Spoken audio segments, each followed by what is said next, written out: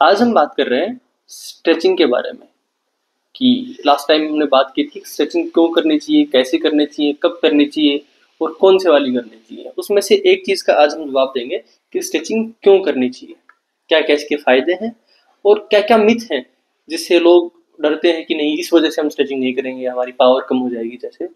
तो इसके बारे में हम डिटेल से डिस्कस करेंगे। लेकिन उससे पहले ज़रूरी है ये जानना कि स्ट्रेच होता क्या है, कब हम कहेंगे कि ये स्ट्रेच है। क्योंकि बहुत सारे लोगों में कंफ्यूजन ये रहता है, उनको ये नहीं पता होता कि ये स्ट्रेच है या फिर ये कॉन्ट्रैक्शन है। उनको जब भी टेंशन आती है मसल के ऊपर उनको लगता है स्ट्रेच है।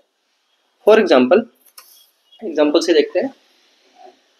मैं मेरी उंगलियों को पकड़ के एल्बो को सीधा रख के पीछे की तरफ जब खींचूंगा तो आपको रिस्ट के ऊपर और यहाँ पे एक टेंशन फील होगी, खिंचाव फील होगा। ठीक है, ये जो है इसको हम स्ट्रेच बोलते हैं क्योंकि इसमें आपकी मसल्स लेंथन हो रही है। जबकि अगर आप अपनी मुट्ठी को टाइट बंद करोगे और रिस्ट को इस तरीके से अपनी तरफ लेके आओगे, अभी भी आपको टेंशन फील होगी यहाँ पे, लेकिन ये कॉन्ट्रैक्शन है, आपकी मसल्स टाइट हो रही हैं, काम कर रही हैं। तो यहाँ आपकी मसल्स कॉन्ट्रैक्ट कर रही हैं, ये कॉन्ट्रैक्शन है और ये स्ट्रेच है। स्ट्रेच में आपको एक खिंचाव वाली फीलिंग आती है, आपकी मसल्स लेंथन होती है। और इस लेंथनिंग के क्या फायदे हैं? बहुत सारे फायदे हैं जिसके बारे में हम बात करेंगे।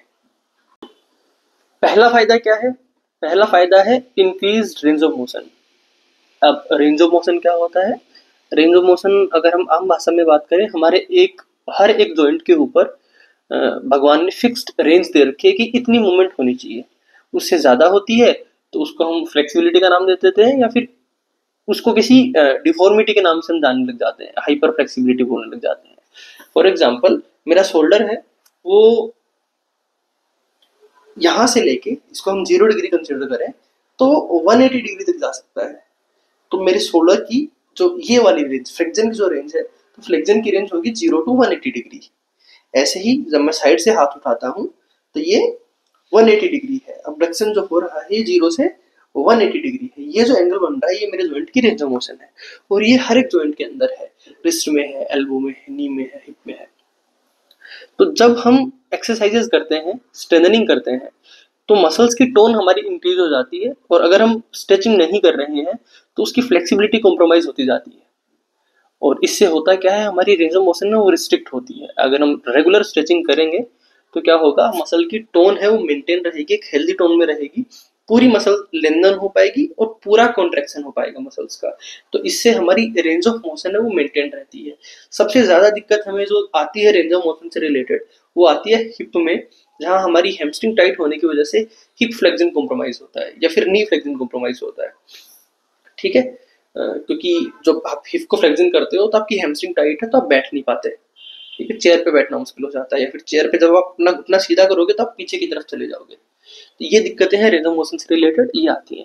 अब रेंज बढ़ती कैसे है स्ट्रेचिंग से, तो उसके लिए हमें थोड़ा सा डीप जाना पड़ेगा, माइक्रोस्कोपिकली देखना पड़ेगा मसल के अंदर हो क्या रहा है। हम अगर हमारी मसल को खोल के देखेंगे तो बहुत सारे बंडल्स होते हैं जिनको हम फेसिकल्स बोलते हैं। फेसिकल्स को जब हम खोल के देखेंगे तो मसल फाइबर निकलता है और मसल फाइबर को हम माइक्रोस्कोपिकली अगर देखें तो उसके अंदर बहुत सारे स्ट्राइएशंस हमें दिखते हैं, thick filaments and thin filaments के। जो थिक फिलामेंट होते हैं उनको हम मायोसिन बोलते हैं, जो थिन फिलामेंट होते हैं उनको हम एक्टिन बोलते हैं। और ये फिलामेंट्स एक दूसरे के ऊपर स्लाइड करते हैं, मोटे फिलामेंट पतले फिलामेंट को अपनी तरफ खींचते हैं, स्लाइडिंग होती है और इस तरीके से मसल कॉन्ट्रैक्ट करती है। तो जो ये अरेंजमेंट है थिक फिलामेंट्स से एग्जांपल्स हम समझते हैं। ये मान लो थिक फिलामेंट है, ये थिन फिलामेंट है। ठीक है, ऐसे एक थिन फिलामेंट इधर है अरेंज्ड, एक थिन फिलामेंट इधर है अरेंज्ड और दोनों साइड में एक लाइन होती है जिसको हम जेड लाइन बोलते हैं। और ये बीच की जो एक यूनिट हो गई है कॉन्ट्रैक्टाइल, इसको हम सार्कोमियर बोलते हैं। तो जब हम मसल को लेंथन करते हैं, स्ट्रेचिंग करते हैं, तो उससे होगा क्या, मसल के अंदर जो ये नंबर ऑफ सार्कोमियर्स हैं ये इंक्रीज होते हैं। तो आपको एक फाइबर के अंदर बहुत सारे कॉन्ट्रैक्टाइल यूनिट है तो एक कॉन्ट्रैक्टाइल यूनिट्स बढ़ेंगी, तो इससे आपकी मसल की ओवरऑल लेंथ है वो वैसे ही बढ़ेगी। नंबर 1। सेकंड, जो आपको ये जो मोटे वाले फिलामेंट और पतले वाले फिलामेंट थे, थिक एंड थिन फिलामेंट्स, इनके अंदर एक जोन होता है जहाँ पे एक दूसरे को ओवरलैप करके रखते हैं। ये ओवरलैपिंग जोन भी कम होता है। तो ये ओवरलैपिंग जोन जब कम होगा, इससे भी क्या होगा, आपकी ओवरऑल मसल की लेंथ बढ़ेगी। तो आपकी मसल की लेंथ बढ़ेगी तो आपका रेंज ऑफ मोशन है वो ऑटोमेटिकली बढ़ेगा। ठीक है, अगर मेरी पेक्टोरलिस मसल, चेस्ट की मसल टाइट है, ठीक है, और ये लेंथ नहीं कर पा रही है, तो मेरा हाथ पीछे नहीं जा पाएगा, तो ऑब्वियसली मेरा हाथ का जो हॉरिजॉन्टल अबडक्शन है, ये जो मूवमेंट है, ये रिस्ट्रिक्ट होगी। लेकिन अगर ये पूरी लेंथन हो पा रही है तो ये मूवमेंट पूरी हो पाएगी, एज इजी एज दैट। ठीक है, सेकंड इंप्रूवमेंट क्या है, इंक्रीज्ड पावर। ये एक बहुत बड़ा मिथ भी है कि अगर आप स्ट्रेचिंग करोगे तो आपकी पावर डिक्रीज हो जाएगी, और ये मुझे नहीं पता मिथ क्यों है, क्योंकि ये बहुत सिंपल कॉन्सेप्ट है।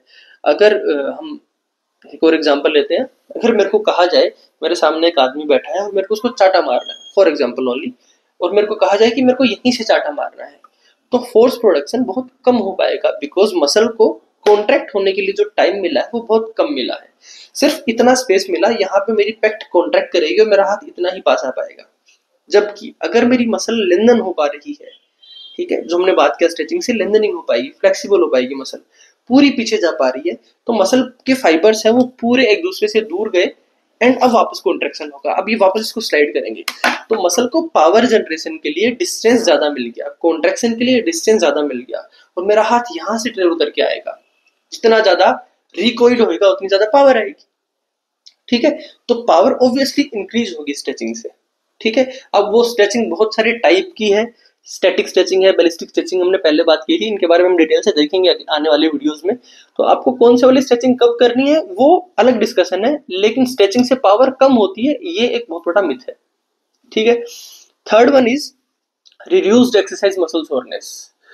कई बार हम बहुत टाइम के बाद एक्सरसाइज करते हैं, या फिर बिगनर्स जब स्टार्टिंग में जिम जाते हैं, या फिर कुछ नए तरीका का एक्सरसाइज कर लेते हैं हम, कि हम एक रूटीन चल रहा था और हमने हमारा रूटीन चेंज किया, नई एक्सरसाइजेज ऐड की, तो हमारी मसल के अंदर सोरनेस आती है। इसको हम डोम्स बोलते हैं, डिलेड ऑनसेट मसल सोरनेस। ये क्यों आती है, क्योंकि जब हम एक्सरसाइज करते हैं तो हमारे मसल फाइबर्स के अंदर माइक्रो टीयर्स होते हैं, और बहुत सारे वेस्ट प्रोडक्ट भी निकलते हैं, जैसे कि लैक्टिक एसिड हो गया, वो एक्यूमुलेट होता है, जिसकी वजह से बाद में हमारी मसल्स के अंदर सोरनेस आती है। अगर हम स्ट्रेचिंग करते हैं तो ये सोरनेस बहुत हद तक कम हो सकती है। कैसे, क्योंकि जब आप स्ट्रेच करोगे तो मसल के अंदर स्पेस क्रिएट होता है, लेंदन हो रही है ना, और उससे ब्लड फ्लो बढ़ता है मसल के अंदर, और जब ब्लड फ्लो बढ़ेगा तो जो वेस्ट प्रोडक्ट है वो अपने आप फ्लश आउट होंगे। प्लस अगर आप वहां पे नया ब्लड लेके आ रहे हो तो ऑब्वियसली उसके साथ न्यूट्रिशन भी आएगा, और जब न्यूट्रिशन आएगा तो मसल की हीलिंग है, वो रिकवरी है, वो तेज हो जाएगी, तो मसल हील भी अच्छी तरीके से कर पाती है। ये भी एक बेनिफिट है स्ट्रेचिंग का। अगला है बेनिफिट, वो है रिड्यूस्ड फटीग। की फटीग आप सब समझते होंगे, थकान, और ये बहुत देर तक खड़े होने से भी होती है, बहुत देर तक बैठे रहने से भी होती है, बहुत देर तक आप काम करोगे, एक्सरसाइज करोगे, उससे भी होगी। ये थकान कम होगी अगर आप स्ट्रेच करते हो, स्ट्रेचिंग करते हो रेगुलर बेसिस पे। क्यों होगी, इसका कॉन्सेप्ट ये होता है कि जो भी मूवर्स है, मूवर्स क्या है, हमारी मसल्स है, तो जो भी मसल मूवमेंट कराती है उसके ऑपोजिट एक मसल होती है जो उस मूवमेंट को कंट्रोल कर रही होती है या फिर रेजिस्ट कर रही होती है। इसका भी हम एग्जांपल से समझते हैं। जब मेरी बाइसेप्स मेरी एल्बो को मोड़ती है, फ्लेक्स कराती है, तो मेरी ट्राइसेप्स इस मूवमेंट को रिस्ट्रिक्ट करती है।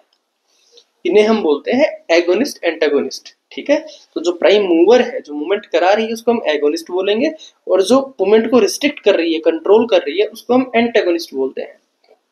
अगर मेरी एंटागोनिस्ट टाइट है, अगर मेरी रिस्ट्रिक्ट करने वाली मसल टाइट है, तो इससे होगा क्या, मेरी बाइसेप्स को ज्यादा काम करना पड़ेगा। ठीक है, ऐसे ही जब मैं बैठ के काम कर रहा हूं तो मेरी एंटी ग्रेविटी मसल्स काम कर रही है, जब मैं खड़ा हो रहा हूं तो डिफरेंट टाइप की मेरी एंटी ग्रेविटी मसल्स काम कर रही है। अगर उनकी एंटागोनिस्ट मसल्स हैं, जैसे ग्रेविटी तो कम नहीं होने वाली, लेकिन अगर हम गर्दन झुका के पूरे दिन काम करते हैं तो क्या होगा, पीछे की मसल्स हमारी है फटीग हो जाएंगी, क्योंकि फ्लेक्सर्स मेरे टाइट हो गए आगे के। अगर एक साइड की मसल टाइट है तो दूसरे साइड की मसल्स को ज्यादा काम करना पड़ेगा और वो जल्दी फटीग होंगी। लेकिन अगर मैं फ्लेक्सिबल इनफ हूँ, मेरी ट्राइस बहुत ज्यादा रिस्ट्रिक्शन नहीं दे रही है, तो क्या होगा, मसल्स आराम से अपना काम कर पाएंगी, एगोनिस्ट आराम से अपना काम कर पाएंगी लंबे टाइम तक, और फटीग कम होगा, होगा अभी भी लेकिन कम होगा। ये कुछ डिफाइंड बेनिफिट्स हैं, इसके सिवा बहुत सारे और भी एडेड बेनिफिट्स हैं मसल स्ट्रेचिंग के। जैसे आपका पोस्चर इंप्रूव होगा, क्योंकि बताया मैंने एक साइड की मसल्स टाइट नहीं होंगी, इक्विलिब्रियम बना रहेगा मसल्स के बीच में, आपका पोस्चर सही रहेगा बैठने का, आप सही बैठोगे, सीधे बैठोगे, आपके शोल्डर बहुत ज़्यादा नहीं झुकेंगे, आपको सर्वाइकल स्पॉन्डिलोसिस होने के चांसेस बहुत कम हो जाएंगे, because you are doing continuous stretchings of your neck, shoulder. हम हर एक मसल की डिटेल में बात करने वाले हैं आगे, तो आपको पोस्चर रिलेटेड इश्यूज बहुत कम आएंगे, रिलैक्सेशन होगा, स्ट्रेस नहीं होगा, ब्लड फ्लो बढ़िया रहेगा मसल्स के अंदर, आप अच्छे वेलबींग की तरह बिहेव करेंगे, not the behaviour wise but physically आप बहुत अच्छा फील करेंगे। ये कुछ बेनिफिट्स थे स्ट्रेचिंग के और कुछ मिथ थे जिनके बारे में हमने बात की स्ट्रेचिंग के। आगे जाके हम सारे टाइप्स ऑफ स्ट्रेचिंग के बारे में बात करेंगे, कौन से वाली कब करनी चाहिए और किस लाइफस्टाइल वाले पर्सन को किस तरीके की एक्सरसाइज करनी चाहिए। कोई एथलीट है उसको क्या एक्सरसाइजेस करनी है, कोई 6 से 8 घंटे की सिटिंग जॉब करता है उसको क्या एक्सरसाइजेस करनी है, कौन सी स्ट्रेचिंग्स करनी है, उनके बारे में हम डिटेल्ड बात करेंगे। साथ साथ हम ये भी बात करेंगे कि कोई ऐसा पेशेंट है जो किसी कंडीशन से जूझ रहा है, जैसे किसी को सर्वाइकल रिलेटेड इश्यूज हैं, किसी को lower back pain related issues हैं, किसी को नी के इश्यूज हैं, उनको क्या पर्टिकुलर स्ट्रेचिंग्स करनी चाहिए, हम उसकी भी बात करेंगे। इन सब जानकारी के लिए हमारे साथ जुड़े रहिए, फॉलो करो and keep doing your stretchings and exercise.